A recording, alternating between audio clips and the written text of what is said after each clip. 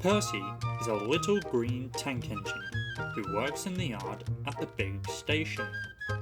He is a funny little engine and loves playing jokes. These jokes, however, sometimes get him into trouble. Beep beep! He whistled one morning. Hurry up, Gordon! The train's ready!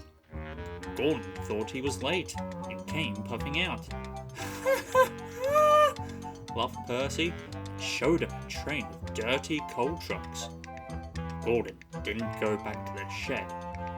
He stayed on a siding, thinking how to pay Percy out. Stay in the shed today, James, squeaked Percy to James. The Fat Controller will come and see you. James was a conceited engine. Ah, he thought, the Fat Controller knows I'm a fine engine, ready for anything. He wants me to pull a special train.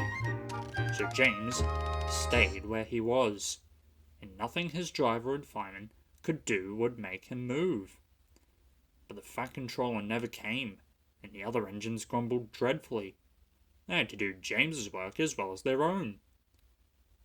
At last, an inspector came. Show a wheel, James, he said crossly. You can't stay here all day. The Fat Controller told me to stay here, answered James sulkily. He sent a message this morning. He did not, retorted the inspector. How could he? He's away for a week. Oh, said James. Oh! And he came quickly out of the shed. Where's Percy? Percy had wisely disappeared. When the Fat Controller did come back, he did see James, and Percy too. Both engines wished he hadn't. James and Gordon wanted to pay Percy out, but Percy kept out of their way. One morning, however, he was so excited that he forgot to be careful. I say, you engines, he bubbled, I'm to take trucks to Thomas's Junction. The Fat Controller chose me specially. You must know I'm a really useful engine. More likely he wants you out of the way, grunted James. But Gordon gave James a wink. Oh, yeah, said James. Just so, you were saying, Gordon? Well, James and I were just speaking about signals at the junction. We can't be too careful about signals, but then I needn't say that to a really useful engine like you, Percy. Percy felt flattered. Of course not, he said. We had spoken of backing signals, put in James. They need extra special care, you know. Would you like me to explain?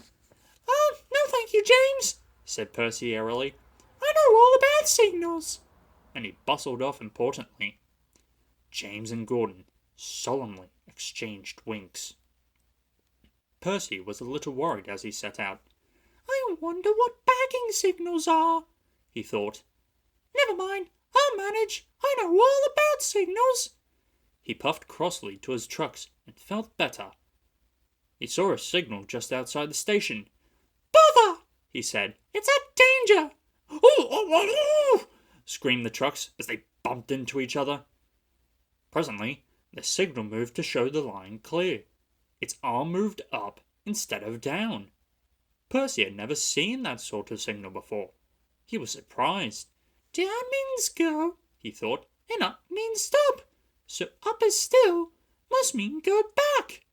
I know, it's one of those backing signals. How clever of me to find that out. Come on, Percy, said his driver. Off we go. But Percy wouldn't go forward, and his driver had to let him back in order to start at all. I am clever, thought Percy. Even my driver doesn't know about backing signals. And he started so suddenly that the truck screamed again. Whoa, Percy, called his driver. Stop! You're going the wrong way.